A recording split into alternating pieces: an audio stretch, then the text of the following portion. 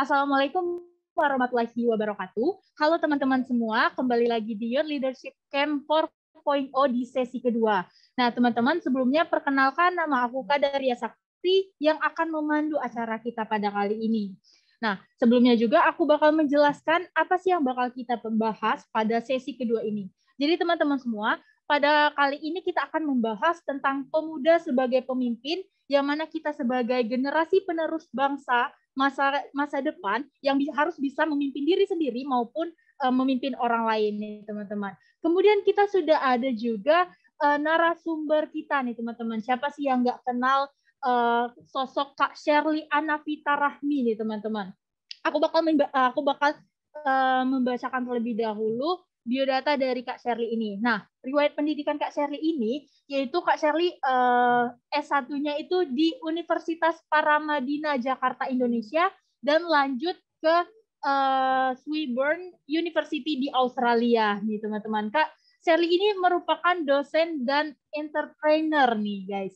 Jadi dan juga Kak Shirley ini banyak sekali prestasi di dalam negeri maupun di luar negeri. Yang mana salah satunya adalah karya tulis terbaik pada Australia Conference for International Development, kemudian juara 1 kompetisi menulis esai nasional, juara 2 I'm President Leadership Academy Program by I'm President Institute, juara 1 kompetisi esai nasional, kemudian karya tulis terbaik dalam pertemuan nasional mahasiswa hubungan internasional, penerima Paramadina Fellowship, dan juga pengalaman di luar negeri Kak Shirley ini sangat banyak teman-teman, yaitu penerima Australia Award Scholarship, delegasi terbaik Asia Award, model United Nation, kemudian juara 1 Naila, penerima International Homestay Program in Australia 2014, pertukaran mahasiswa studi sosial ke Dubai, pertukaran mahasiswa studi sosial ke Chili, perwakilan Indonesia dalam International Youth Forum di Filipina, dan pemimpin delegasi Indonesia dalam APR Jambore Laguna di Filipina 2010. Keren banget ya teman-teman. Kak Shirley ini sering mengisi juga webinar maupun seminar di Indonesia, di seluruh Indonesia ya teman-teman. Gimana Kak Shirley-nya udah siap untuk membagikan materi dan motivasi kepada teman-teman di seluruh Indonesia nih Kak? Halo semuanya, insya Allah siap. Oke, nah jadi teman-teman Kak Shirley-nya udah siap untuk memberikan kita materi. Sebelum itu, aku bakal mengingatin ke kalian semua, silahkan menyiapkan catatannya dan jangan lupa untuk mendokumentasikan kegiatan kita pada hari ini. Dan juga teman-teman, jangan lupa untuk menyiapkan pertanyaan karena di sesi terakhir nanti akan ada tanya jawab bersama Kak Shirley. Oke, untuk mengefektifkan waktu kita pada kali ini, kepada Kak Shirley, dipersilahkan. Baik, sebelumnya terima kasih kepada moderator. Saya izin menyapa kawan-kawan terlebih dahulu. Bismillah. Assalamualaikum warahmatullahi wabarakatuh, teman-teman semua. Meskipun udah sore, tapi izinkan saya tetap menyapa dengan sapaan semangat pagi untuk kita semua. Alhamdulillah, saya senang sekali bisa ikut hadir dalam kegiatan Youth Leadership Camp 4.0 dengan tema Unity in Diversity, beda-beda tapi tetap satu. Salam hormat Shirley kepada kawan-kawan panitia, semuanya di balik layar. Yang Shirley mohon izin tidak bisa menyebutkan satu persatu. Salam hormat Shirley kepada kawan-kawan panitia yang udah memfasilitasi kegiatan kita hari ini sehingga kita bisa ketemu meskipun kondisinya sekarang secara virtual. Juga salam hormat Shirley di sini kepada seluruh pembina yang sudah mendukung acara kita bisa berjalan dengan baik. Dan yang paling Shirley banggakan adalah teman-teman peserta, tercatat di sini 270-an pasang mata ikut hadir bersama kita. Salam hormat Shirley pada kawan-kawan yang sudah meluangkan waktu, meluangkan kuota, meluangkan tenaga. Untuk hari ini, sore ini kita bisa bertemu meskipun kondisinya secara virtual, tapi semoga sesudah nanti materi ini selesai, ada hal baik dan positif yang bisa teman-teman dapatkan. Saya mohon izin di sini kepada yang kiranya tidak menyebutkan pilarnya secara lengkap, kepada kecil juga izin tidak sebut nama secara lengkap, kepada orang tua kami di sini tentu dengan tuahnya, kepada guru-guru kami di sini tentu dengan ilmunya, kepada para senior semuanya, ini tentu dengan pengalamannya, tapi yang jelas teman-teman kita anak muda, ini pasti dengan semangatnya. Semoga meskipun di tengah segala keterbatasan, kita dari di rumah masing-masing, mungkin ada yang di sekolah, mungkin dan seterusnya. Kita di wilayah masing-masing, katanya tadi dari seluruh Indonesia. Semoga dengan segala keterbatasan ini kita tetap bisa terus mengimprove dan berkembang, bertumbuh dari yang mungkin awalnya baik menjadi lebih baik. Yang sudah lebih baik nggak cukup, harus jadi yang terbaik. Be the best version of us. Yang udah terbaik ternyata juga nggak cukup, harus jadi yang sempurna. Yang dengan hadirnya kita bisa memberikan manfaat untuk orang-orang sekitarnya. Teman-teman, di awal saya dikasih kesempatan oleh panitia untuk sedikit memberikan pemantik di sesi pemantikan ini. Saya mohon izin dan disclaimer di awal. Dikasihnya kesempatan Sherly seperti ini bukan karena ilmu Sherly lebih, bukan karena pengalaman Sherly lebih, juga bukan karena wawasan Sherly lebih, sama sekali bukan. Ada istilah dari orang bijak yang bilang kurang lebih begini, setiap orang ada masanya, setiap masa ada orangnya. Dan sekarang adalah masanya teman-teman, sekarang adalah waktunya teman-teman, sekarang adalah momentumnya teman-teman. Kalau kita mau bongkar, sekarang isi universitas, isi SMA, dan isi SMP, ini diisi oleh generasinya teman-teman. Sekitar 80-81 juta penduduk Indonesia saat ini, menurut data BPS, ini diisi oleh generasi Z. Artinya adalah ketika setiap orang ada masanya, setiap masa ada orangnya. Selain ini adalah masanya teman-teman untuk mengambil bagian dalam perubahan, minimal pada diri kita sendiri. Karena kita nggak mungkin membuat sebuah perubahan besar tanpa akumulasi perubahan kecil, dan partikel terkecil perubahan ini ada pada diri kita. Kita nggak mungkin menjadi pemimpin di tingkat yang lebih tinggi kalau bahkan memimpin diri kita sendiri, memimpin ego kita sendiri aja kita masih kesulitan. Untuk itu kalau ada perspektif yang berbeda, ada sudut pandang yang berbeda, termasuk kalau nanti ada pertanyaan, silakan nanti teman-teman sampaikan. Kalau Sherly bisa jawab, tentu Sherly akan jawab. Sherly sangat senang berdiskusi, tapi kalau ternyata Sherly belum bisa jawab, Sherly akan tampung dulu sebagai PR. Lain waktu kita bisa ketemu lagi, baik offline maupun online. Insya Allah Sherly akan bawa jawabannya. Teman-teman, ini menarik. Di atas ini kita tulis Youth Leadership Camp. Awalnya aja kita udah melihat kata youth artinya kurang lebih adalah muda, anak muda, pemuda, dan seterusnya. Izinkan Sherly mengawali dari sudut pandang muda, teman-teman. Sherly yakin kita yang hadir di sini adalah kita yang muda. Dan saat bicara muda, ini kita bicara tentang mindset dan bicara tentang pilihan sikap kita. Kita pengen ngelihat ke depan dengan harapan atau dengan keputusasaan.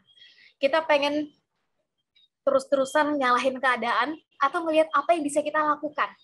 Saat bicara tentang muda, otomatis kita bicara tentang masa depan.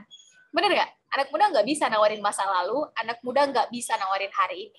Harus kita akui, suka nggak suka, senang nggak senang, ilmu kita sedikit, pengalaman kita sebagai anak muda, ini juga masih pas-pasan, wawasan kalaupun ada yang kita ketahui, ini masih sempit, teman-teman.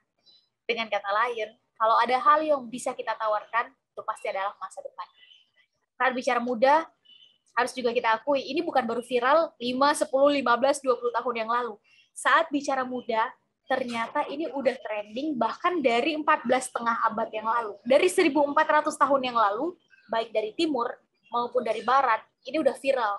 Semua orang ngomongin tentang muda, pemuda, pemudi, anak muda.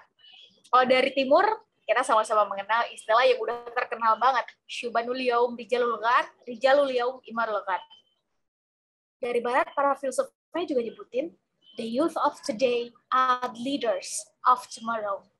Artinya kurang lebih sama, teman-teman, bahwa pemuda hari ini adalah pemimpin di masa depan. Teman-teman, itu menurut Sherly kalimat yang dalam, itu menurut Sherly kalimat yang indah. Jangan mau membalikan kalimat yang dalam dan indah tadi menjadi pemuda hari ini adalah pecundang di masa depan. Kenapa pecundang?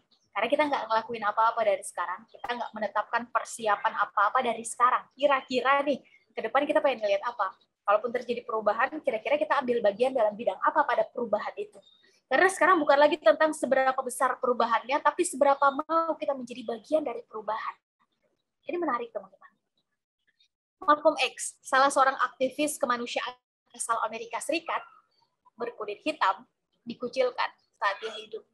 Udah berulang kali keluar masuk penjara, sampai akhirnya dia memutuskan untuk memeluk agama Islam. Salah satu value yang dia perjuangkan dalam hidupnya adalah keadilan, persamaan derajat antara kulit hitam dan kulit putih di Amerika Serikat, sampai itu jadi undang-undang.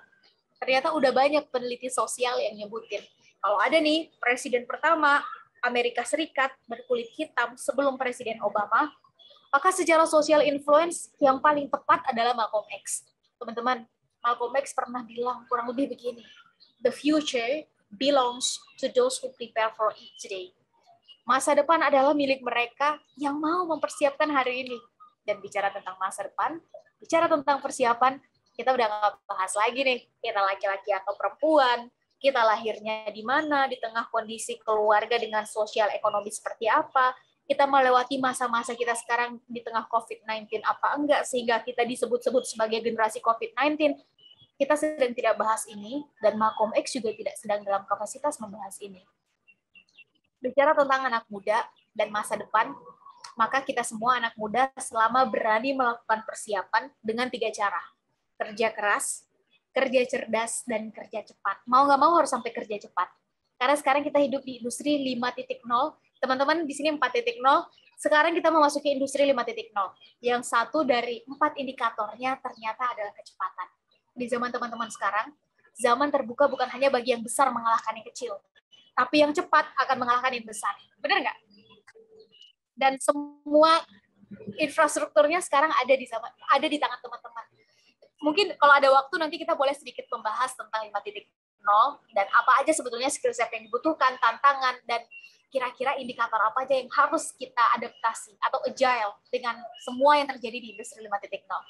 Tapi yang jelas yang ingin saya sampaikan, siapapun kita, apapun passion, hobi, skill kita, dimanapun teman-teman berada, selama berani melakukan 3 hal tadi, kerja keras, kerja cepat, dan kerja cerdas, maka kita semua punya kesempatan yang sama untuk melihat masa depan. Tapi pertanyaan kuncinya adalah, kira-kira nih, teman-teman, persiapan apa yang udah kita buat dari sekarang? Benar nggak?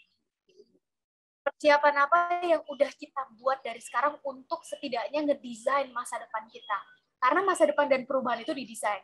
Kalau bukan kita yang mendesain masa depan kita, masa depan orang-orang tersayang kita, masa depan lingkungan, kita besarkan lagi skalanya, masa depan bangsa, negara, bahkan agama, maka jangan salahkan ketika masa depan dan perubahan itu didesain oleh orang lain.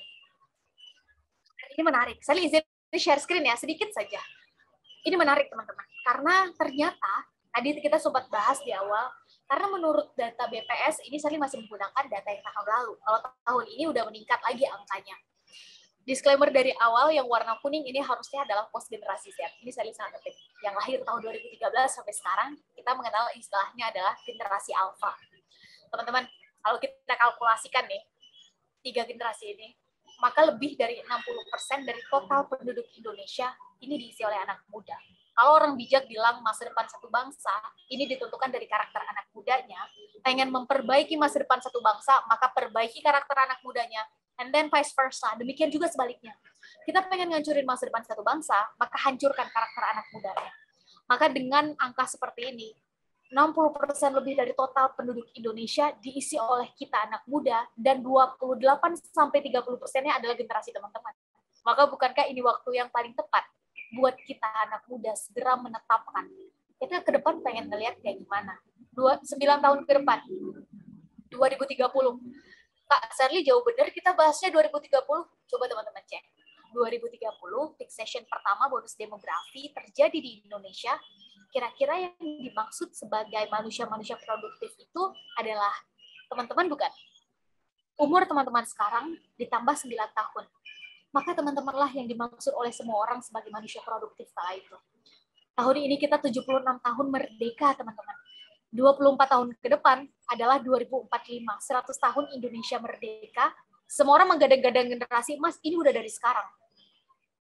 Dan saat kita bicara 2045, generasi emas, maka bukankah yang dimaksud generasi emas itu adalah teman-teman yang hadir di sini? Coba teman-teman cek, umur teman-teman sekarang ditambah 24 tahun. Maka teman-temanlah yang dimaksud oleh semua orang sebagai generasi emas. Maka pertanyaannya hanya 2, kita mau jadi penonton atau kita menjadi pemain? Kita mau diwarnai atau kita yang mewarnai? Ibaratnya ombak, kita yang memainkan ombak atau kita yang dimainkan ombak? Dan hanya ada 2 pilihan. Ini menjadi menarik karena ternyata dalam melakukan persiapan, hukum alam menunjukkan bahwa kesempatan ini lebih senang datang kepada mereka yang bersiap. Kesempatan lebih senang hinggap kepada mereka yang duluan melakukan persiapan dalam hal apapun, dalam hal ilmu, dalam hal pengalaman, dalam hal wawasan, dalam hal pertemanan atau networks, dalam hal skill, dalam hal kebijaksanaan. Dia yang duluan bersiap, maka dia duluan yang akan dapat kesempatan. Dia yang mau melakukan lebih, maka dia duluan yang layak, karena dia duluan yang melayakkan diri. Dan dalam mengisi masa-masa persiapan ini, sebetulnya kita semua anak muda dalam melihat masa depan, ini cuma dibedain jadi 4 tipe manusia, teman-teman. Pertama adalah manusia-manusia yang pesimis. Kita tanyain aja satu pertanyaan pada manusia jenis ini tentang masa depan, maka manusia-manusia pesimis akan nyaris menjawab dengan awalan dan duluan mengecilkan dirinya sendiri.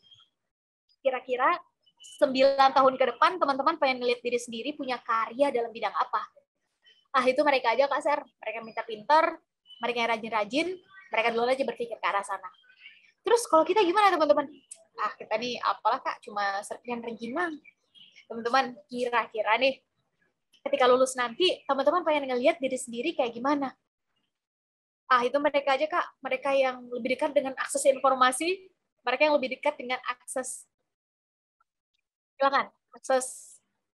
lebih punya banyak privilege dan akses finansial, mereka duluan aja berpikir ke arah sana. Terus kalau kita gimana, teman-teman? Kita nih apakah cuma remukan Astor? Tipikal manusia yang pesimis, mereka duluan mengecilkan potensi yang diberikan oleh Yang Maha Kuasa pada dirinya sebelum orang-orang sekitarnya. Manusia-manusia pesimis, mereka duluan mengerdilkan kemampuan yang dititipkan oleh Yang Maha Kuasa pada dirinya sebelum lingkungan sekitar. Tipikal manusia yang kedua, ini naik satu tingkat lebih tinggi. Manusia-manusia yang realistis. Kita tanyain aja satu pertanyaan pada manusia jenis ini tentang masa depan, maka manusia-manusia yang realistis ini akan nyaris menjawab dengan awalan, ya sudah wah, dan melempar tanggung jawab pada orang lain. Teman-teman, kira-kira 10-15 tahun ke depan pengen ngelihat diri sendiri kondisinya kayak gimana? Ya udahlah, Kak, itu nanti gimana kesempatan datang pada kita aja. Teman-teman, kira-kira saat peak session bonus demografi terjadi, kira-kira pengen ngelihat generasi kita kayak gimana? Ya udahlah, itu nanti gimana kondisinya diwariskan pada kita aja. Teman-teman, kapan mau tidak lagi merepotkan orang tua? Ya udahlah, itu nanti gimana takdir berbicara aja. Tapi kan manusia realistis, teman-teman. Mereka selalu dibentuk oleh lingkungan. Bukan mereka yang membentuk lingkungan. Jadi kalau manusia realistis, mereka selalu mendengar narasi dari orang. Bukan mereka yang menciptakan narasi untuk didengarkan oleh orang lain. 3 kata yang akan menghancurkan manusia tipikal kayak begini adalah apa? Kata orang. Apa kata orang? Syukur orang-orang yang ada di sekitarnya selalu mendukung, selalu support apa yang menjadi target, visi, dan goal dalam hidupnya. Gimana kalau enggak? Satu kali hidup, umur kita singkat, habis untuk dengerin apa kata orang aja. Dan jadi target, visi, dan goal dalam hidup kita, ini nggak ada yang mendengarkan. Tipikal manusia yang ketiga, naik satu tingkat lebih tinggi. Manusia-manusia yang optimis. Teman-teman tanyain aja satu pertanyaan pada manusia jenis ini tentang masa depan. Maka manusia-manusia optimis, ini akan selalu bisa ngelihat dari sudut pandang yang positif. Kira-kira 15 tahun ke depan pengen ngelihat diri sendiri kondisinya kayak gimana, teman-teman? Sekarang kita adalah siswa, teman-teman yang isi sendiri passion, hobi, skill, sekarang duduk di kelas berapa dan di mana. Tapi 10-15 tahun ke depan, karena kita punya passion dalam dunia, silakan kesehatan, pendidikan, ekonomi, bisnis, politik, sosial, silakan. Kita mungkin punya passion yang berbeda, teman-teman.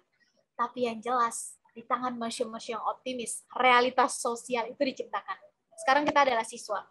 10-15 tahun ke depan, kita punya passion dalam dunia bisnis, Kak Serli. Kita udah punya usaha kita sendiri. Di bawah usaha kita, namanya juga anak muda, omset 4-5 M dulu deh per tahun. Amin. Kita sudah membuka lapangan kerja untuk teman-teman seusia kita kala itu 40-50 lapangan kerja. Amin. Kita pengen ngelihat angka pengangguran di wilayah kita nggak usah jauh-jauh berkurang 3-4% per tahunnya. Amin. Kaser, fokus kita dalam dunia pendidikan, dalam dunia literasi. Go get it, mulai dari sekarang, teman-teman. Pada akhirnya, di tangan manusia-manusia yang optimis. Bagi sebagian orang mungkin itu masih nggak mungkin. That's impossible. Di tangan mereka itu masih bisa jadi mungkin. Tipikal manusia yang keempat, naik satu tingkat lebih tinggi. Manusia-manusia yang progresif. Teman-teman harus kita akui nih, suka nggak suka, senang nggak senang. Hidup kita ini sering banget terbentur dengan yang namanya aturan. Bener nggak? Nggak semua apa yang kita pikirkan bisa kita buat, nggak bisa kita realisasikan. Nggak semua ide-ide kreativitas kita, nggak semua kreativitas itu bisa dieksekusi, teman-teman. Kita sering terbentur dengan aturan, dengan norma sosial, dengan kondisi dan situasi. Tipikal manusia yang keempat, bagaimanapun kondisi menghimpit, situasi menjepit, dia akan terus keep going, keep moving, keep growing, keep learning. Terus bergerak, terus belajar, terus bertumbuh. Nggak bisa pakai cara A, pakai cara B. Nggak bisa pakai cara B, pakai cara C. Nggak bisa pakai cara C, masih ada 20 cara lain sampai huruf Z. Selalu ada ide-ide yang kreatif, inovatif, tapi tetap solutif. Nggak ada alasan bagi anak muda bersikap realistis. Nggak ada dalam kamus hidup anak muda bersikap pesimis, ini nggak ada. Kalau ada misalnya nih, di antara kita yang sedikit-sedikit, ya udahlah, itu gimana takdir berbicara aja. Atau itu biar mereka aja deh, mereka yang terlahir dari keluarga yang memberikan lebih banyak privilege, udah mereka aja dah yang duluan melakukan. Kalau ada nih di antara kita yang kayak begini, mungkin secara usia kita masih muda, tapi secara mindset, ini udah nggak muda lagi. Satu-satunya tangga yang pantas bagi kita yang masih berjiwa muda adalah tangga ketiga. Optimis ngelihat ke depan, pelan-pelan kita mengupgrade diri menjadi manusia yang progresif. Karena anak muda punya 3 modal yang nggak diapa-apain. Modal ini udah melekat pada diri kita, teman-teman. 3 modal ini adalah 1, energi kita masih sangat besar. Energi anak muda masih sangat membuncah, teman-teman. Dan ini bebas nilai, mau kita arahin ke positif, mau kita arahin ke negatif, keputusannya ada di tangan kita. Yang kedua, waktu kita masih sangat luang. Kalau ada nih generasi yang paling sering menggunakan istilah leleye, rebahan, ini adalah generasi kita, generasi muda. Benar nggak? Kenapa? Karena waktu kita masih sangat luang, teman-teman. Kita belum memutuskan hal-hal besar yang akan menyita fokus, tenaga, waktu, dan pikiran kita. Waktu kita masih sangat luang. Dan yang ketiga, curiosity, keingintahuan kita terhadap segala sesuatu, ini masih sangat tinggi. Dengan 3 modal ini, maka tangga yang pantas untuk kita adalah tangga ketiga. Pelan-pelan kita naik satu level lebih tinggi. Tapi pertanyaan kuncinya adalah, kira-kira nih teman-teman, zona nyaman kita selama ini ada di tangga yang mana nih? Kira-kira orang-orang di sekitar kita, lingkungan kita selama ini membentuk cara kita berpikir, cara kita mengambil tindakan, cara kita menemukan solusi dan mengeksekusi solusi itu, ini dari tangga yang mana? Ini menarik. Kalau menurut Undang-Undang 2012 dan 2020, salah satu tujuan dari pendidikan ini adalah membentuk karakter. Shirley yakin salah satu tujuan dari kegiatan Youth Leadership Camp ini adalah untuk membentuk karakter-karakter para pemimpin. Teman-teman ini adalah calon-calon pemimpin. Dan saat kita bicara tentang leader, leader is not about position, leader is all about action. Leader itu nggak dilihat dari posisinya, teman-teman. Leader itu dilihat dari tindakannya. Tindakannya menunjukkan dia seorang pemimpin apa enggak. Tindakan kita menunjukkan bahwa kita punya karakter seorang pemimpin apa enggak. Dan yang namanya karakter ini nggak dibentuk secara instan. Nggak dalam 1, 2, 3 hari, terus karakter itu muncul di diri kita. Enggak. Ternyata, atau Margaret Thatcher, Perdana Menteri perempuan pertama Inggris, karakter ini dibentuk dari habit yang kita lakukan secara konsisten. Habit aja nggak cukup. Kata kuncinya adalah konsisten. Dan ini menjadi menarik, karena kalau saya boleh sampaikan, salah satu perkataan Margaret Thatcher yang setidaknya mengubah pola pikir Shirley ya, ini secara personal Shirley sampaikan, setidaknya di Shirley ini mengubah cara pola pikir Shirley tentang mengubah dan dirubah kebiasaan kita secara sustain dan jangka waktu yang lama adalah, kata Margaret Thatcher begini, "What's your thought, for they become your words. What's your words, for they become your actions. What's your actions, for they become your habits. What's your habits, for they become your character. What's your character, for they become your destiny." In other words, what do you think, you become. Perhatikan apa yang kita pikirkan, teman-teman. Karena itu akan keluar menjadi ucapan, menjadi kata-kata, menjadi apa yang kita diskusikan. Kalau bentuknya online, siap-siap dia akan viral. Perhatikan apa yang kita diskusikan, baik online maupun offline, karena dia akan keluar menjadi action, tindakan, pilihan sikap, perbuatan. Perhatikan action kita, tindakan kita, pilihan sikap kita. Karena kalau diulang-ulang terus setiap hari, dia akan jadi habit, dia akan jadi kebiasaan. Perhatikan habit kita, kebiasaan kita dari pagi, malam, pagi lagi. Dari mata tertutup, terbuka, tertutup lagi. Karena dia akan jadi karakter. Watch our character. Perhatikan karakter kita. Karena demikianlah kurang lebihnya realitas sosial yang akan kita hadapi ke depan. Dengan kata lain, apa yang kita pikirkan, demikian kurang lebihnya realitas sosial kita. Urusan kun fayakun untuk kita yang beragama Islam, ini urusan yang maha kuasa. Urusan kita manusia adalah berusaha, berikhtiar, dan berdoa semaksimal mungkin. Kalau ada yang bertanya di mana letaknya takdir, Kita udah sama-sama tahu jawabannya. Letaknya takdir adalah di batas maksimalnya usaha dan maksimalnya doa kita. Usaha dulu maksimal, doa dulu maksimal, baru kita bisa ngomong takdir. Kalau ada orang yang ujuk-ujuk udah ngomong, ya udahlah, itu gimana takdirnya aja nanti, tanpa ada usaha maksimal, tanpa ada doa maksimal, ini udah ketahuan. Ini manusia realistis. Dia yang dibentuk oleh lingkungan, bukan dia yang membentuk lingkungan. Dan dalam hal ini, hanya ada dua pilihan. Kita mau jadi leader atau jadi follower. Kita mau jadi winner atau loser. Kita mau jadi penonton atau jadi pemain. Dan pada akhirnya sejarah nggak pernah mencatat para penonton. Sejarah hanya mau mencatat para pemain. Dan hasil pertandingan nggak pernah bisa berubah saat kita jadi penonton. Hasil pertandingan hanya bisa berubah dan diubah oleh para pemain. Kita saat ini boleh jadi anak muda. Ketika hanya ada dua pilihan bagi anak muda, kita mau diwarnai atau kita yang mewarnai. Dan biasanya, dengan semua kekurangan kita, dengan semua keterbatasan kita anak muda, kita biasanya diwarnai, teman-teman. Sangat wajar. Menurut salah satu jurnal psikologi yang dikeluarkan oleh Harvard University, sampai umur 17 tahun, anak yang berkembang di industri 4.0, ini akan lebih sering dibentuk. Nggak apa-apa. Mungkin sekarang kita lebih sering dibentuk dan diwarnai oleh keluarga, oleh lingkungan, oleh di mana tempat kita sekolah, nggak apa-apa. Tapi kita bisa memilih, kita pengen diwarnai dengan tipikal karakter seperti apa. Kita bisa memilih kawan-kawan sekitar kita seperti apa, karena kita adalah dengan siapa kita bergaul. Ini menarik.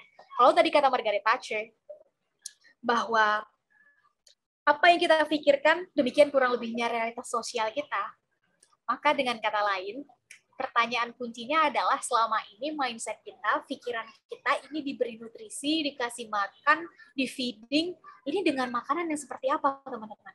We are what we watch, we are what we read, we are what we listen, we are what we discuss with. Kita adalah apa yang kita lihat, tonton, baca, dengar, dan dengan siapa kita berdiskusi. Kita adalah dengan siapa kita bergaul. Kita bergaul dengan 5 orang entrepreneur, ya kita lah entrepreneur ke-6. Dengan 5 orang pengusaha, ya kita lah pengusaha ke-6. Kita bergaul dengan 5 orang penggibah nih, terutama yang cewek-cewek, kita lah penggibah ke-6. Kita bergaul dengan 5 orang pencuri atau yang suka ngambil punya orang, ya kita lah pencuri ke-6. Kita bergaul dengan 5 orang, silakan, yang selalu optimis, yang selalu progresif ngelihat segala sesuatu ke depan, kita lah orang optimis yang ke-6. Saat kita dilingkupi dengan orang-orang toksik, kita lah orang toksik yang ke-6. Dengan kata lain, ayo mulai kita perhatikan kira-kira nih mindset kita ini diberi nutrisi, di feeding kira-kira dengan makanan yang seperti apa. Dan ini menjadi menarik karena ternyata saat kita bicara tentang kepemimpinan, maka hal terkecil dari kepemimpinan itu adalah bagaimana kita bisa memimpin diri kita sendiri. Ini menjadi menarik karena Sally sebetulnya juga belajar lagi tentang self leadership. Sally punya banyak mentor yang sampai sekarang ini masih Sally kejar, masih Sally tanyain, masih sering Sally mintai advice-nya, sarannya tentang self leadership ini. Karena teman-teman harus kita akui nih, 2 tahun terakhir ini sebagai impact dari COVID-19, jumlah tingkat anxiety, insecurity, dan overthinking anak muda di usia kita, ini ternyata naik 4 kali lipat. Karena jumlah screen time kita juga meningkat, kecepatan informasi juga meningkat. Salah satu skill yang mau nggak mau harus kita adaptasikan ke diri kita adalah self-leadership. Nanti kita boleh membahas skill set apa aja yang menurut World Economic Forum dan timeshighereducation.com ini paling dibutuhkan oleh anak muda. Salah satunya adalah leadership dan self-leadership. Dan menurut Brian and Kassen, self-leadership ini nggak jauh-jauh adalah tentang bagaimana kita mengontrol apa yang kita pikirkan, mengontrol emosi kita, dan berakhir mengontrol pilihan sikap kita. Karena pada akhirnya kualitas kita nggak ditentukan dari bagaimana orang berpikir terhadap kita, kualitas kita nggak ditentukan dari bagaimana orang bersikap terhadap kita dan berpikir terhadap kita. Kualitas kita justru ditentukan dari pilihan mindset kita dan pilihan sikap kita, and that's it. Kita nggak bisa ngatur orang lain mau berpikir apa. Habis ini nih, ada orang yang berpikir jelek dengan teman-teman, ada orang yang nggak senang dengan karya teman-teman, terus dia komen misalnya di karya teman-teman, atau ada orang yang mungkin berpikirnya, berkatanya, dan bersikapnya nggak enak atas apa yang sudah teman-teman lakukan, perubahan yang awalnya mungkin baik jadi lebih baik. Maka perkataan mereka jangan dibalas, teman-teman. Kalau teman-teman balas, tandanya teman-teman sama kualitasnya dengan mereka. Balas mereka dengan karya. Dan kemampuan untuk mengelola mindset ini yang ternyata di zaman industri 5.0 ini sangat dibutuhkan. Ketika kita nggak punya self-leadership, maka kita yang dikendalikan oleh lingkungan dan situasi. Bukan kita yang mengendalikan lingkungan. kita yang dikendalikan teknologi, bukan kita yang mengendalikan teknologi ketika kita nggak punya self-leadership. Coba teman-teman cek. Salah satu hobi kita anak muda 2 tahun terakhir ini adalah scrolling sosial media. Benar nggak? Karena wajar. Karena semuanya sekarang serba digital. Dan IDN Research Institute juga bilang bahwa 8-13 jam waktu kita anak muda habisnya di internet. Dan kita Indonesia ditempatkan sebagai negara ketiga paling aktif sosial medianya. Kalau dua data ini kita gabungin, udah ketahuan, anak muda Indonesia, kalau udah main di internet, maka mayoritas akan membuka sosial media. Maka pertanyaan kuncinya justru adalah, kira-kira nih, di sosial media ini, kita memfilter nggak informasi yang kita dapat? Kira-kira lebih banyak mana yang membuat mindset kita optimis progresif dalam melihat ke depan, atau realistis pesimis? Kira-kira lebih banyak mana nih yang kita dapat? Sesuatu yang baik, yang benar, dan penting untuk masa depan kita, atau justru sebaliknya? Yang jelas saat bicara tentang Internet of Things, social media, dan segala anak turunannya, kita anak muda adalah objek, kita juga adalah subjek. Zaman berubah, teman-teman. Waktu berganti, teknologi hadir. Mereka bisa berdamai dengan ini semua, mereka akan ikut dalam pusaran akselerasi. Mereka nggak bisa berdamai dengan ini, pelan-pelan akan mundur ke belakang, diam di tempat, tergantikan dan digantikan dengan mereka yang lebih responsif dan adaptif dengan yang namanya Internet of Things. Mantan Presiden Amerika Benjamin Franklin pernah bilang, if we are finished changing, then we are finished. Saat kita berhenti berubah, tentu harapannya berubah ke arah yang lebih baik. Maka kita selesai, kita mati. Dan dalam hal ini, pertanyaannya adalah, kira-kira apa yang membuat kita berbeda ya antara kita yang ketemu hari ini secara online dengan kita sebutlah 3 atau 4 tahun yang lalu. Antara kita yang hari ini sekitar 3 bulanan lagi kita selesai di tahun 2021 masuk 2022. Dengan kita kira-kira tahun depan, what makes us different? That should be something different, harus ada yang berubah, harus ada yang berbeda, teman-teman.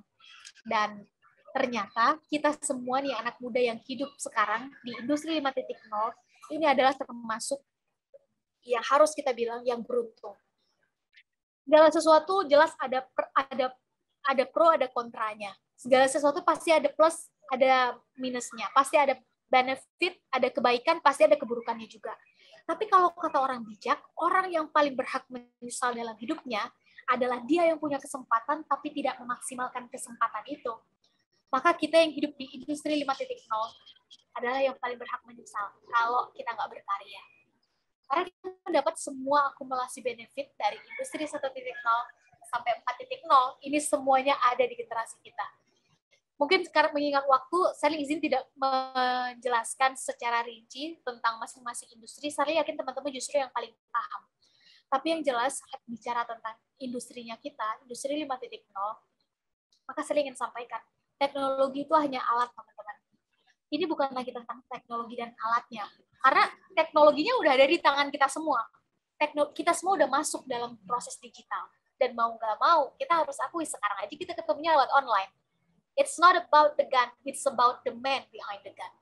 Ini bukan lagi tentang senjatanya, ini tentang siapa di balik senjata itu. Ini bukan lagi tentang alatnya, ini tentang alat itu dipegang oleh siapa. Dan saat kita nggak melayakkan diri, maka jangan salahkan ketika alat itu justru ada di tangan orang-orang yang ternyata value-nya berbeda dengan kita. Untuk itu, tadi kita sempat bahas tuh satu indikator di industri 5.0, yaitu kecepatan.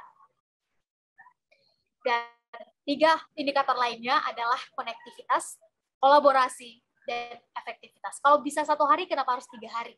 Kalau bisa selesai 1 jam, kenapa harus 3 jam? Konektivitas. Kita semua sekarang terhubung dimanapun kita berada, dan kapanpun kita sangat bisa terhubung satu dengan yang lainnya. Jarak dan waktu sekarang jadi nggak ada lagi arti. Kalau di zaman orang tua kita, mereka kesulitan nyari informasi. Kalau di zaman kita mabok dengan informasi. Kolaborasi. Sekarang bukan lagi zaman kita menguasai semua hal sendiri. Tapi kemampuan kita apa, kemampuan mereka apa, ayo kita saling sulap tampal. Sekarang bukan lagi zaman kompetisi, sekarang adalah zamannya kolaborasi.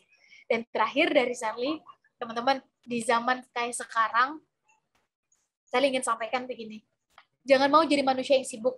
Pastikan kita menjadi manusia yang produktif. Dan ada perbedaan yang jauh banget antara manusia yang sibuk dan manusia yang produktif. Kenapa saya pikir ini menjadi bagian yang harus saya sampaikan? Karena dulu saya manusia yang sibuk, teman-teman. Di kurang lebih saat umur 19 tahun, saya merantau kala itu ke Jogja, kemudian Sally pindah ke Jakarta.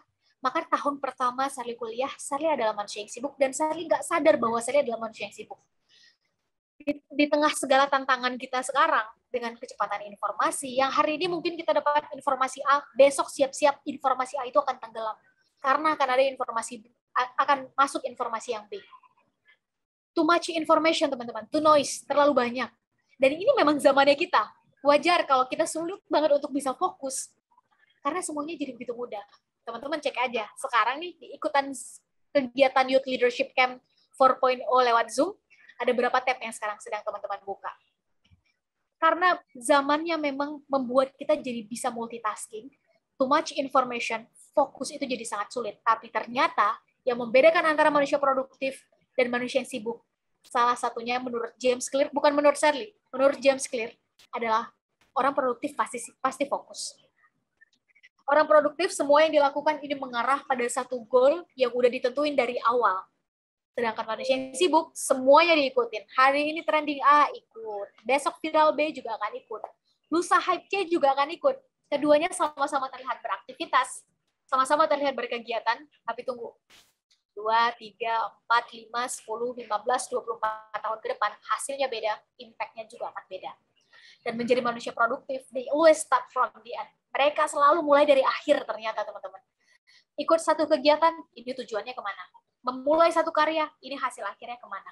Mungkin di awal akan banyak yang jadi pemain, tapi yang menjadi pemenang adalah mereka yang sudah menetapkan goal-nya dari awal.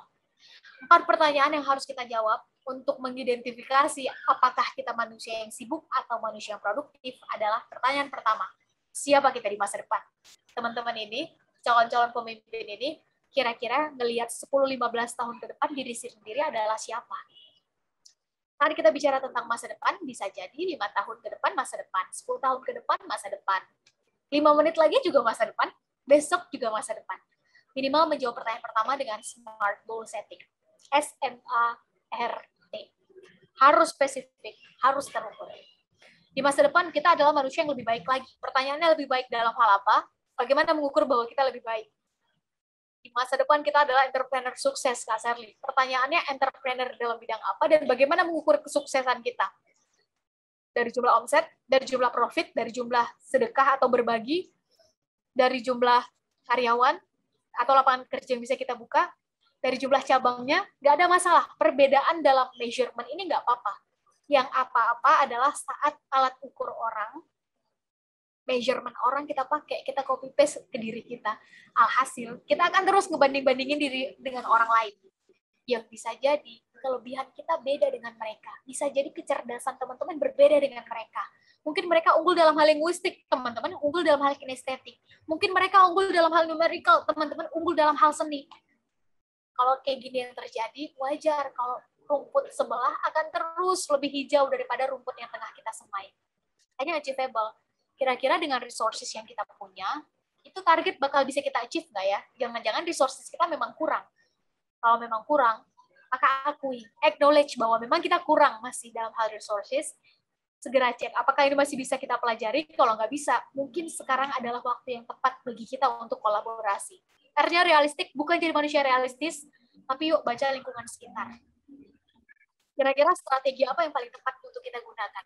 T-nya timely. Kasih batasan waktu, teman-teman. Karena yang membedakan antara seorang yang bercita-cita dan berangan-angan, salah satunya adalah batasan waktu. Setelah bagian ini selesai, jangan selesai dulu. Segera temukan big why, kenapa penting bagi kita untuk mengejar goal itu. Karena yang namanya alasan atau motivasi, ini nggak ada yang muncul dari luar. If we gather, kalaupun kita ngumpulin all the best mentors, even all over the world, we gather all the best motivator, mentor, dan self-improvement books, misalnya, bestseller sekalipun, kalau kita baca, tapi motivasi nggak muncul dari diri kita, ini masuk kuping kanan, keluar kuping kiri. Dan dalam hal ini, hanya ada 3 alasan kenapa kita mampu memunculkan fire in the belly, motivasi besar dalam diri. Pertama, rasa sakit yang kita miliki. Kedua, harapan yang kita lihat ke depan. Dan yang ketiga, saat rasa yakin kita udah lebih besar dari rasa takut kita. Dan karena mungkin pengalaman masa lalu kita berbeda-beda, maka hanya diri kita sendiri yang mampu memunculkan motivasi itu. Setelah bagian ini selesai, kita masuk ke pertanyaan kedua, siapa kita sekarang? Teman-teman, mungkin target kita sama-sama ke Eropa, tapi yang satu berangkat dari Indonesia, yang satu berangkat dari Afrika. Pertanyaannya, kira-kira rutenya bakal sama nggak? Jelas berbeda.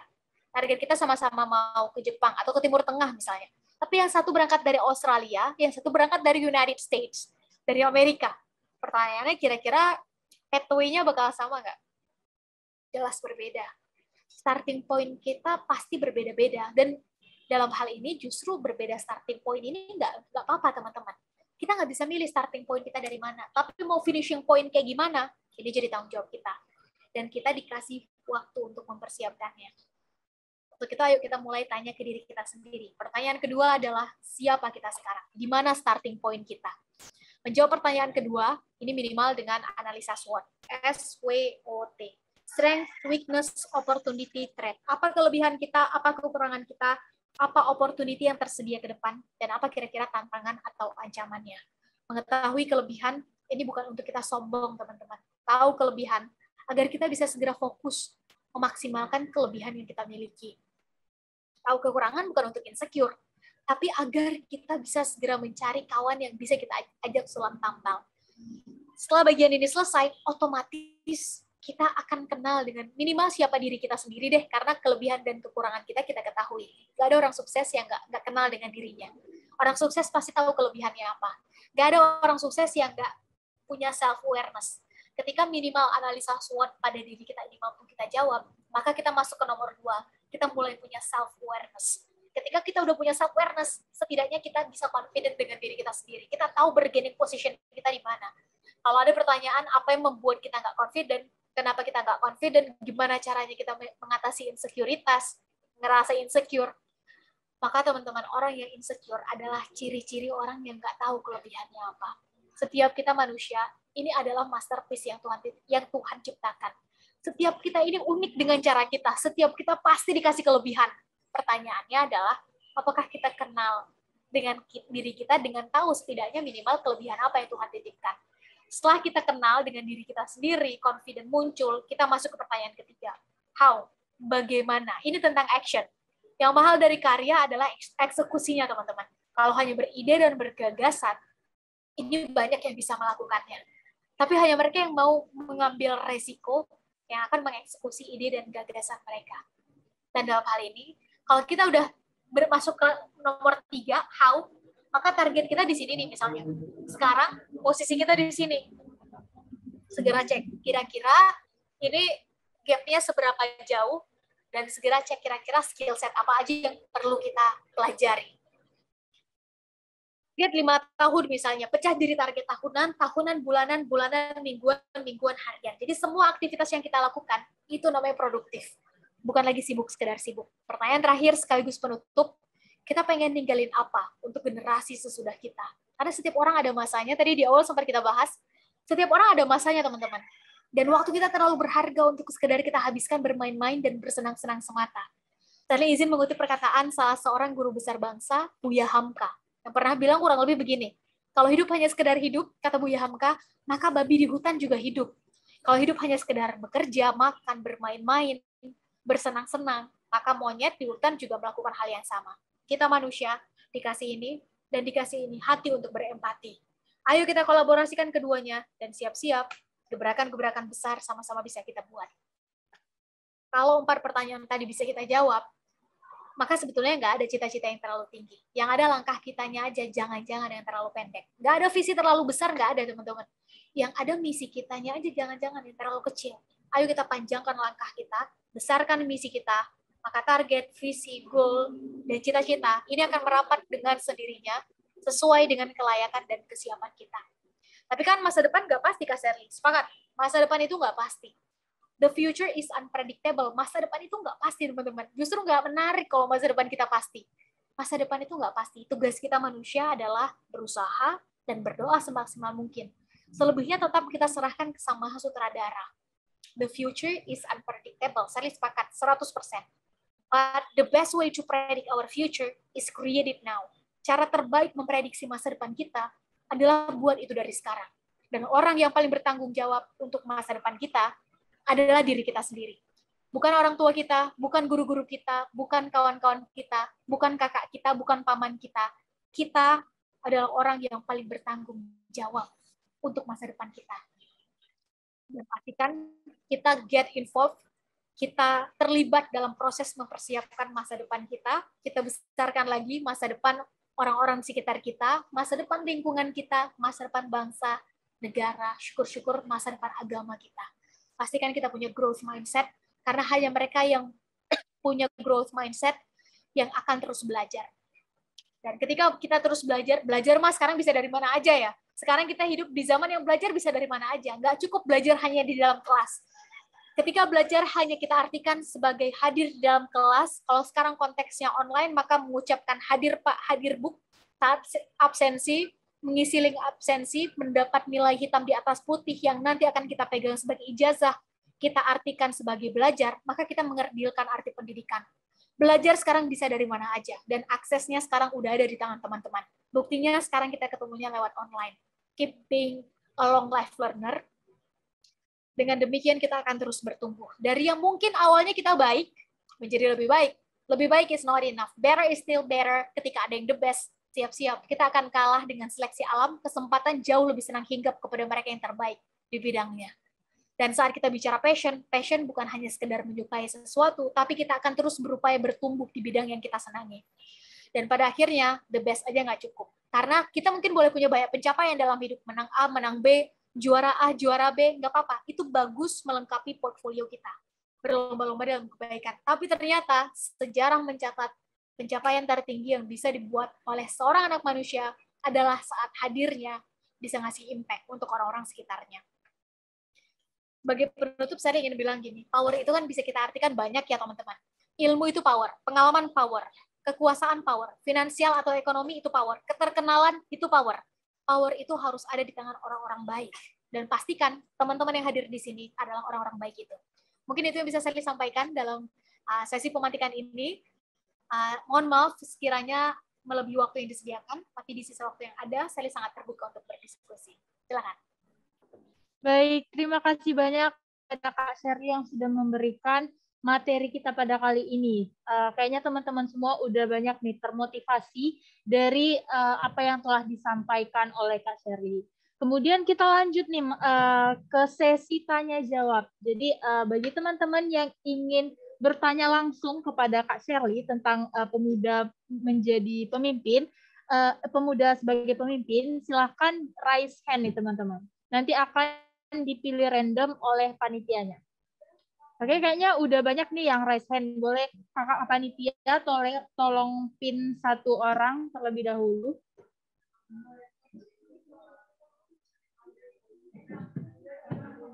Boleh kakak panitianya secara random aja. Oke. Nah, udah ada Hilmi Wiseso dari Sulawesi Selatan. Boleh Hilmi untuk mengajukan pertanyaannya? Apakah suara saya terdengar? Ya, kedengaran. Oke, baik. Saya ucapkan terima kasih kepada Kak Sherly.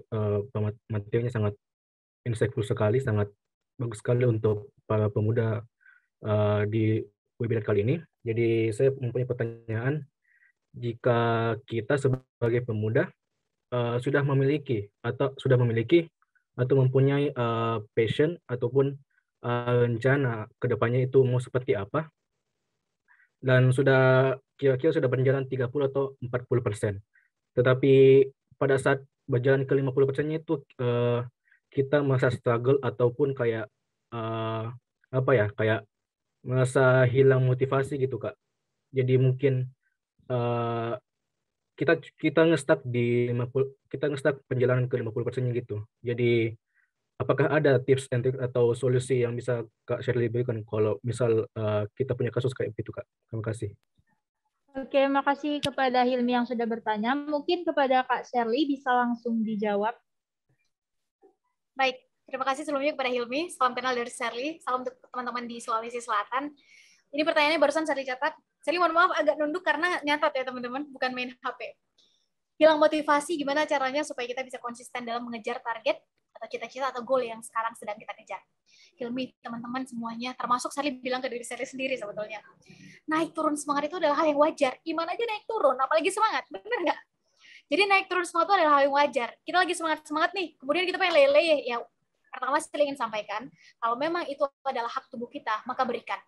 Kalau memang itu adalah hak dari mentalitas kita untuk mendapatkan, mungkin kita butuh untuk chatting sama kawan, untuk happy-happy dulu, untuk silahkan rebahan, silahkan, tapi ada batasannya. Orang yang nggak tahu batasnya adalah yang tadi yang nggak punya goal, dan wajar kalau akhirnya ini waktunya udah habis belum ya? Masih layak nggak ya saya dalam satu hari rebahan 8 jam kalau goal saya setinggi itu? Jadi logis bagi kita kenapa membatasi misalnya dalam 1 minggu, 1 hari deh kita boleh main game atau boleh misalnya jalan untuk merefresh diri. Tapi kalau udah kelewatan batas, nah ini yang jadi masalah. Bukan hanya hal yang nggak baik, hal baik aja kalau udah lewat batas juga nggak baik untuk keseimbangan kita sebagai manusia. Nah dalam hal ini, untuk menjaga konsistensi kita dalam mengejar cita, Sally punya 3 tips. Tips ini yang Sally lakukan, Hilmi dan kawan-kawan. I do believe, Sally percaya bahwa there is no 100 formula, nggak ada 100% formula yang bisa kita copy-paste dari satu orang ke orang lain, nggak ada. Mungkin cocok di A, belum tentu cocok di B. Jadi filter, kalau cocok di teman-teman, go get it, ambil. Tapi kalau nggak cocok, nggak apa-apa. Ambil aja yang cocok, yang nggak cocok tinggalin bersama Sally. Ini yang Sally lakukan, dan it works on me. Ini cocok sama Sally. Pertama, miliki social control. Namanya kita makhluk sosial, nggak mungkin bergerak sendiri. Berjuang sendiri itu sulit, teman-teman. Kalau mau cepat, lari sendirian. Kalau mau sustain dan jangka panjang, larinya harus bareng-bareng. Cari social control-nya. Social control itu yang kayak gimana, Kak Sally? Yang goal-nya sama, yang tujuannya sama, yang visinya sama, yang value-nya sama, kalau udah dapat, itu salah satu privilege yang mahal. Gandeng mereka sebagai social control. Jadi pas kita di bawah nih, yang udah kayak mulai males, udah mulai lupa, udah mulai kayak berat gitu, udah stuck, kalau kata Hilmi tadi, akan ada social control yang ngingetin. Udah jangan terlalu lama di bawahnya, jangan terlalu lama leye-leyenya. Tujuan kita di sana masih jauh. Yuk lah, kita mulai lagi. Akan ada yang menarik kita lagi. Berada di atas, karya Hilmi, karya kawan-kawan, berprestasi, mulai dipuji, disanjung. Biasanya kita manusia mulai nih naik egonya, sombong, besar kepala, tinggi hati. Namanya manusia, bener nggak? Sangat wajar. Akan ada kawan kita yang ngingetin, Ser, jangan terlalu tinggi, Ser. Tujuan kita bukan di sana masih jauh. Ayolah, mulai lagi. Akan ada nanti yang merangkul kita lagi.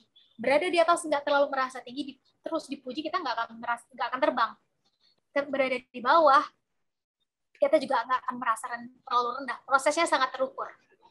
Yang kedua, itu adalah ring 1 kita. Kita miliki social control. Yang kedua adalah miliki komunitasnya. Social control aja nggak cukup, teman-teman. Miliki komunitasnya. Saya senang banget tadi pas tahu bahwa yang hadir di sini seluruh Indonesia. Ini komunitas, jaga teman-teman. Percaya nggak? Mungkin 10 tahun ke depan, salah satu di antara kita ini udah menjadi, entah mungkin pengusaha, mungkin udah ada yang menjadi ketua ikatan anak muda. Kita nggak tahu, tapi jaga komunitas itu. Ada orang bijak pernah bilang begini, bergaul dengan penjual minyak wangi, sedikit-sedikit kita dapat wanginya. Bergaul dengan pandai besi, kita juga dapat bau besinya. Segera cari komunitasnya. Dan saya pikir, kegiatan ini adalah bukti bahwa teman-teman berada di komunitas yang tepat. Teman-teman berada di kolam yang sangat bisa mendukung teman-teman untuk kembali on the track. Yang ketiga, salah seorang bijak pernah bilang begini, kurcaci yang berdiri di pundak raksasa, dia bisa melihat dan memandang apa yang raksasa itu lihat dan pandang. Kita lah kurcaci itu, teman-teman. Anak muda. Kalau kita kurcacinya, cari raksasanya. Kalau kita justru anak mudanya, cari mentornya. Yobi dan kawan-kawan sekarang udah punya mentor belum? Kak, kita senang dalam hal bisnis. Kita udah mulai sih, Kak, bisnis kecil-kecilan, punya mentor bisnis. Kak, kita pengen nanti saat udah selesai kuliah, selesai pendidikan, kita pengen kuliah nanti di Jepang, di Eropa, di Inggris, di Amerika. Silahkan. Badan boleh di Indonesia, pikiran harus mendunia. Sekarang aksesnya udah sangat mudah. Miliki mentornya dari sekarang. Kira-kira untuk ke Jepang apa aja yang perlu disiapin? Kira-kira untuk ke Eropa, ke Inggris, IELTS kita harus berapa ya? Mau pakai jalur pendidikan beasiswa di berapa ya? Dengan demikian, kita punya mentor yang mengingatkan, Ser, kalau kamu terusin di jalan ini, di ujungnya jurang, kamu nggak akan sampai. Balik ke track. Karena mentor, dia bisa ngelihat kadang-kadang blind spot yang kita nggak ngelihat blind spot itu. Mengingat dia sudah berpengalaman, ilmu si mentor udah lebih, wawasan si mentor udah lebih, dia akan mengingatkan kita untuk kembali on the track. Miliki mentor dari sekarang, dan kalau ada pertanyaan, kapan waktu terbaik kita punya mentor, maka kalau dari Sally izin menyampaikan, nggak ada jawaban terbaik selain sekarang juga. Semakin kita tunda punya mentor, semakin kita akan meninggalkan itu. 3 hal ini akan memberikan feedback. Mohon maaf teman-teman kalau suaranya agak bising. 3 hal ini yang saya lakukan dan sampai sekarang, ketika sudah mulai keluar dari jalur yang seharusnya, dari target-target tertentu yang saat ini, saya juga melakukan hal yang sama, maka akan ada mentor yang ingatin, Sher, kamu hati-hati, Sher, kamu mungkin sudah waktunya untuk kembali. Sher, kayaknya kalau kamu terusin, itu di ujungnya kamu bakal ketemu jurang, kamu nggak akan sampai. Karena kamu akan ketemu sama tantangan yang resources kamu belum sampai ke situ. Saat kita hanya menjadi perahu kecil, pastikan kita merapat dengan kapal yang udah besar. Jadi setidaknya kita bisa punya resources yang seharusnya mungkin 5 tahun ke depan kita baru tahu. Tapi dengan punya mentor, semuanya jadi terakselerasi. Harusnya selesai 3 tahun, di tangan teman-teman itu bisa selesai 1 tahun. Orang lain mah mungkin nyelesainya 12 bulan, teman-teman bisa menyelesaikannya dalam 1 bulan. Miliki mentor dari sekarang.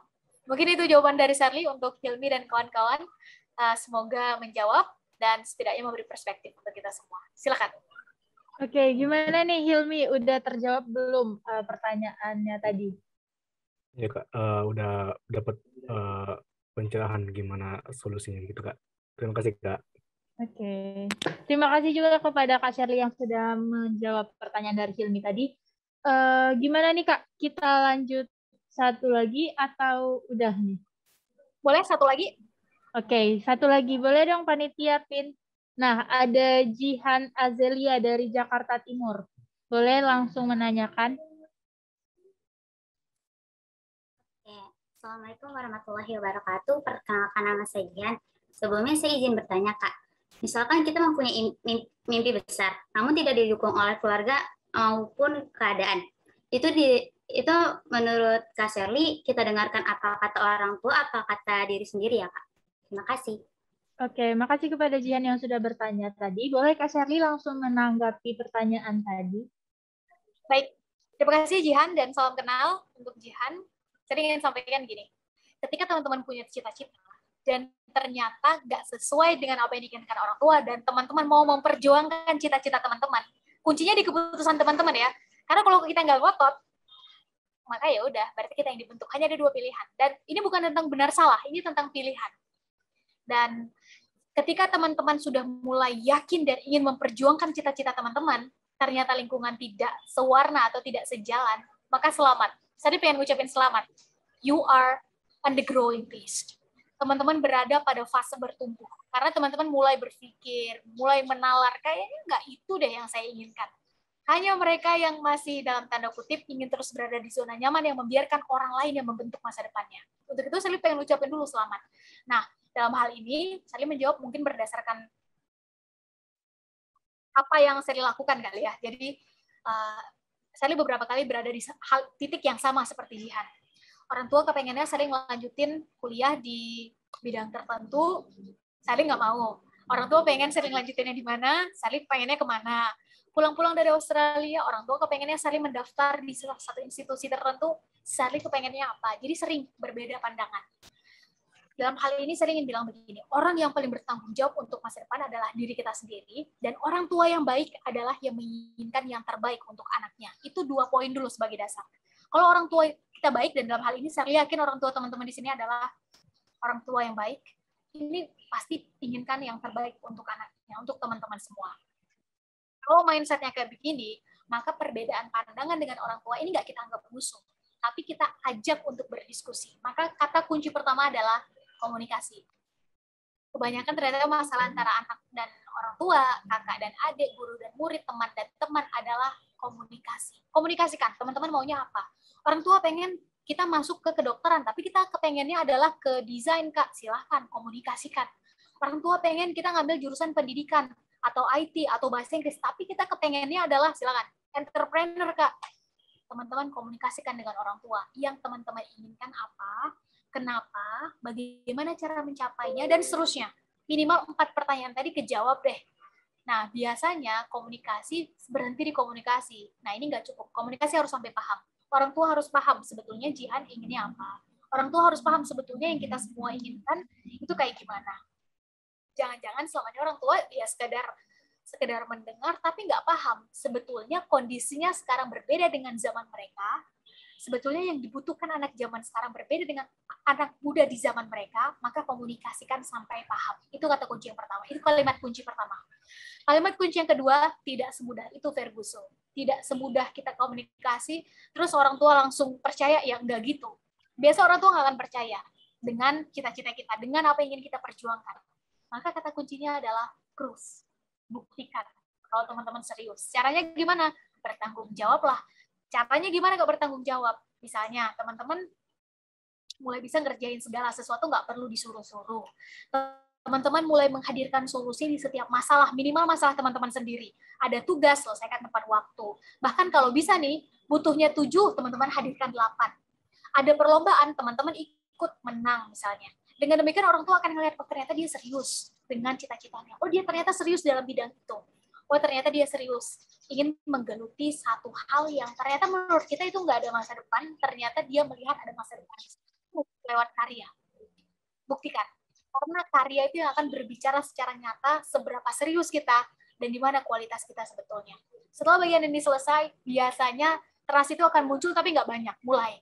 Sebetulnya kamu seberapa serius sih kepengen lanjut kuliah ke situ? Sebetulnya kamu seberapa serius sih kepengen berkarya dalam bidang itu? Ini akan muncul.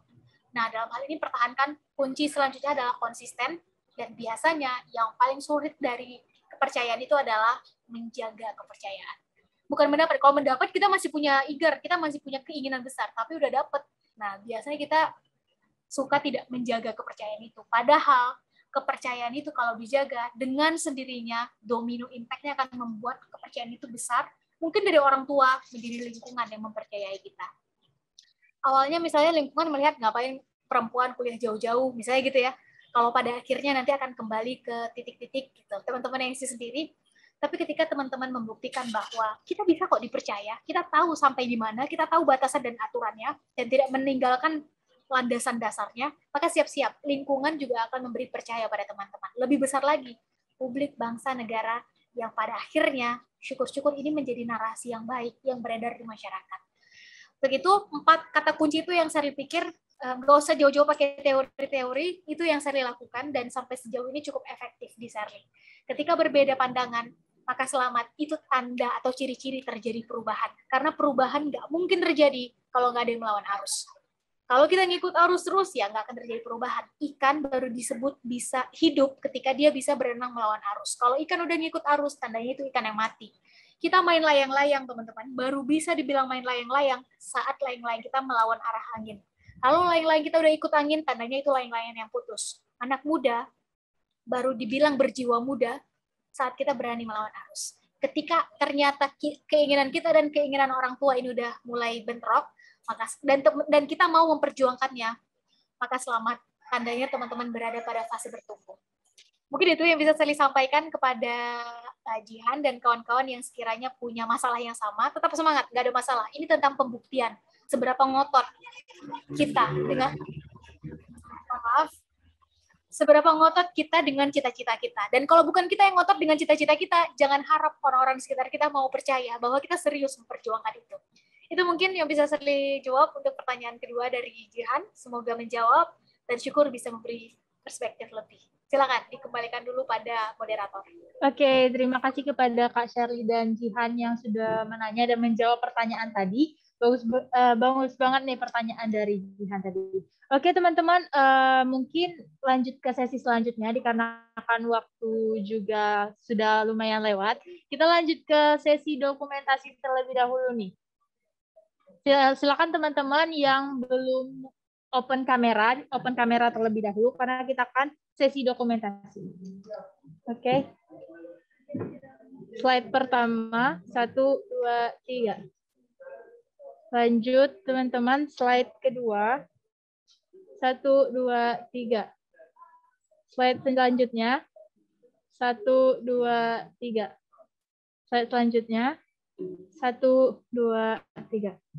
Oke, mungkin itu aja sesi kedua kita pada kali ini, yang mana aku bakal merangkum sedikit materi pada hari ini, yang mana pemuda hari ini adalah pemimpin masa depan, dan masa depan adalah untuk mereka yang menyiapkan dari hari ini. Dan juga teman-teman, bahwasanya pemimpin bukan hanya dilihat dari posisi, tapi tindakan yang dilakukan. Oke, itu kutipan dari yang aku simpulkan dari Kak Shirley tadi. Terima kasih banyak kepada Kak Shirley. Baiklah, mungkin itu saja yang dapat saya sampaikan. Saya sebagai moderator pamit undur diri. Sekian, terima kasih. Assalamualaikum warahmatullahi wabarakatuh. Waalaikumsalam warahmatullahi wabarakatuh. Teman-teman, terima kasih banyak atas kesempatannya.